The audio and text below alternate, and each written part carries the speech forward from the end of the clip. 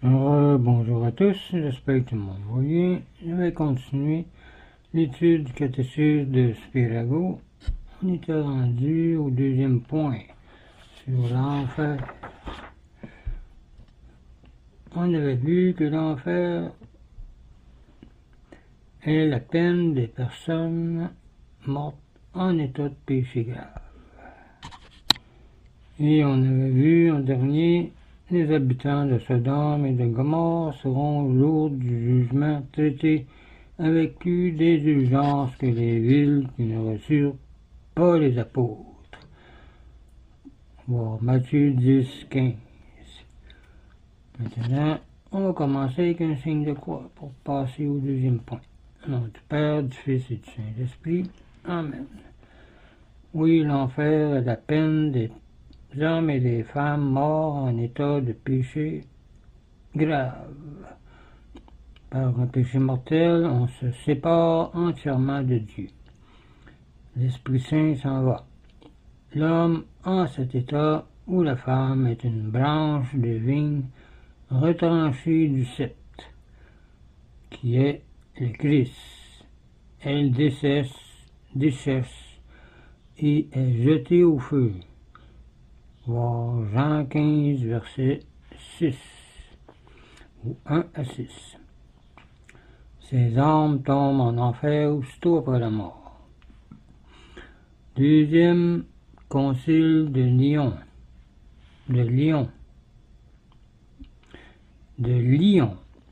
Ils iront donc en enfer les ennemis de Jésus-Christ.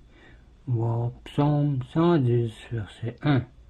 Tous ceux qui ne croient pas à l'Évangile. Voir Saint Jean 3, verset 18. Dans 1 Corinthiens 6, verset 10. C'est marqué les impudiques, les voleurs, les avares, les ivrognes, etc. Et tous ceux qui n'ont pas fait fructifier le talent reçu de Dieu. Dans Matthieu 15, 30, beaucoup de ceux qui ici-bas ont été les premiers, dans Matthieu 19, 30, seront les derniers. Là-haut. Mais si ceux qui, comme les enfants non baptisés, sont morts avec un seul péché originel, vont au séjour des réprouvés. Ils sont simplement privés de la vie de Dieu, sans souffrir aucun tourment. Mais aujourd'hui, on sait que les limbes ne sont pas éternels. Ces enfants peuvent être sauvés, disait Benoît XVI. Oui, même le Luc 16, selon Benoît XVI, c'est le purgatoire et non l'enfer des démons. C'est une grande erreur de croire qu'on ne va pas en enfer que pour des crimes, pour des forfaits extraordinaires. Oh non, un seul péché mortel peut nous emmener là, même secret dont on ne s'est pas repenti, suffit pour précipiter la personne dans le malheur éternel. Pour le pécheur, l'enfer commence dès cette vie, car il n'a pas la grâce de Dieu, qui donne une paix extraordinaire, comme c'est marqué dans Philippiens 4, versets 1 à 7. Tous les pécheurs sont privés de la paix intérieure. Ils ressemblent à une mer en furie qui ne s'apaise pas. Voir Isaïe 57, verset 20. Ils sont déjà assis dans les ténèbres et à l'ombre de la mort, disait Saint Luc 1, verset 79. C'est pas pour rien que Jésus est venu pour les éclairer.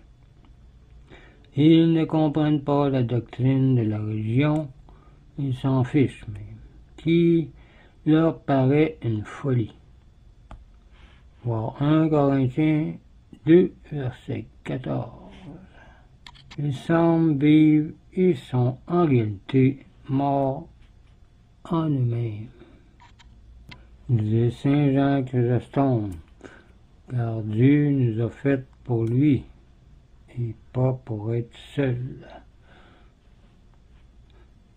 Il nous a fait même à son image, c'est pas pour rien. Les enfants du monde ne sentiront la plénitude de leur malheur que dans la mort. Maintenant, ils ne l'éprouvent pas, parce qu'ils sont distraits de 1000 manières, de 1000 façons. Ils ne sentiront la mort que quand ils verront le Fils de l'homme arriver dans son royaume, comme c'est marqué dans Matthieu 16, verset 28, afin de récompenser ceux qui ont fait le bien et de punir ceux qui ont fait le mal.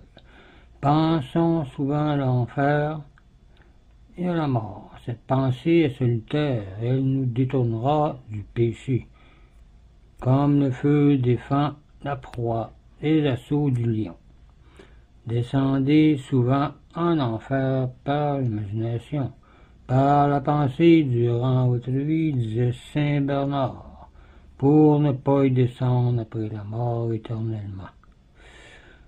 Celui qui brave l'enfer ou l'oubli n'y échappera pas. Saint Jean Chrysostome. Celui qui ne croit pas à l'enfer se bande volontairement les yeux pour ne pas voir l'abîme où il va tomber. Quelle folie de ne pas y penser, et surtout de ne pas vouloir se corriger. De plus, lisez Ecclésiastique au Siracide, chapitre 15, versets 8 à 20. Si vous voulez savoir c'est quoi la grâce de Dieu et la crainte de Dieu, qui dit que Dieu n'a jamais commandé à personne de faire le mal ou être impie. À personne il n'a donné la permission de pécher. Même à Lucifer, il lui avait dit cela aussi. Si on est malheureux, c'est à cause qu'on a désobéi à Dieu à l'origine. Mais Dieu veut, comme c'est marqué dans plusieurs places, notre sanctification et notre salut.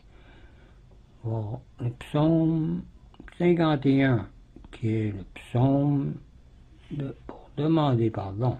Voici, je suis né dans l'iniquité. Versets 5 et 6. Et ma mère m'a conçu dans le péché. Mais tu veux que la vérité soit au fond du cœur. Fais donc pénétrer la sagesse au-dedans de moi, Seigneur. Et dans Sagesse 2, 24, c'est dit, c'est par l'envie du diable que la mort est entrée dans le monde. Ils en font l'expérience, ceux qui lui appartiennent.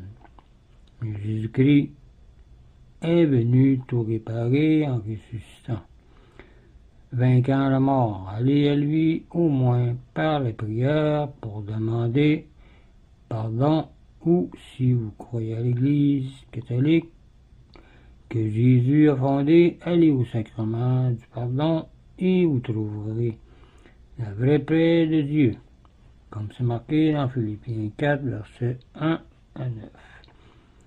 Et ensuite, commencez à suivre les commandements de Dieu par la crainte de Dieu. Comme j'ai dit, allez dans Siracide voir chapitre 15, ou chapitre 1 à 4, pour aller voir aussi psaume 1, psaume 34, ou psaume 128, etc. Car la crainte de Dieu est le commencement de la sagesse. Et marcher selon l'esprit, comme c'est marqué dans Galates 5, verset 6. Et vous trouverez le bonheur véritable qui est de connaître l'amour de Dieu en aimant le prochain. Voir Matthieu 25, 30 à 46, qui parle des œuvres de miséricorde. Oui, dans Matthieu 25, 30 à 46, on parle des œuvres de miséricorde qu'on peut faire pour expier nos péchés. En attendant d'aller de l'autre côté. C'est à peu près tout pour l'enfer. Vous pouvez aller voir aussi dans les gros catéchismes de l'Église catholique, 1992. Maintenant, le point 5, on peut commencer un peu le purgatoire, qui est le lieu de purification après la mort. Point 1.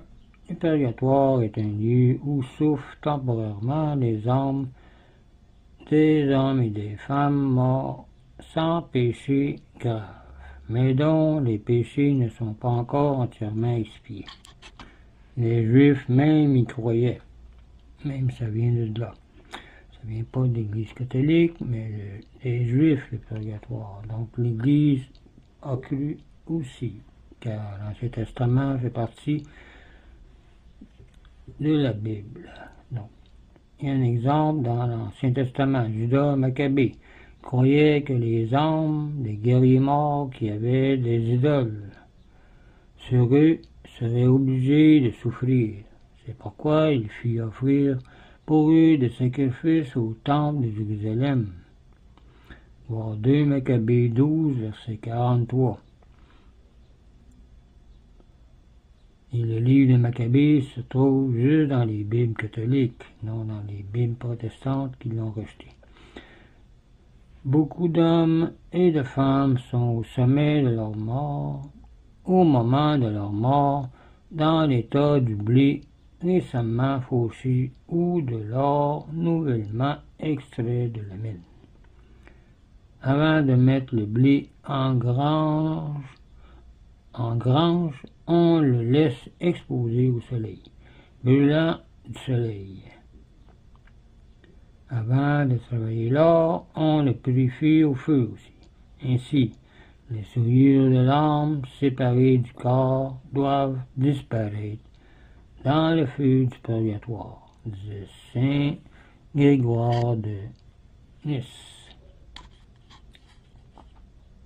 Et dans la vie future, il y a un baptême de feu, pénible et long, qui dévore ce qu'il y a de terrestre dans l'âme, comme le feu dévore l'herbe, disait Saint Grégoire de Nazian. Donc, on va arrêter ici pour le purgatoire et on continuera la prochaine fois avec, d'après beaucoup de saints, le feu du purgatoire est sous terre, plus bas que l'univers visible. C'est pourquoi l'Église prie aux obsèques. On continuera là-dessus la prochaine vidéo. Donc je vous laisse là-dessus, je vous dis au revoir et une autre prière.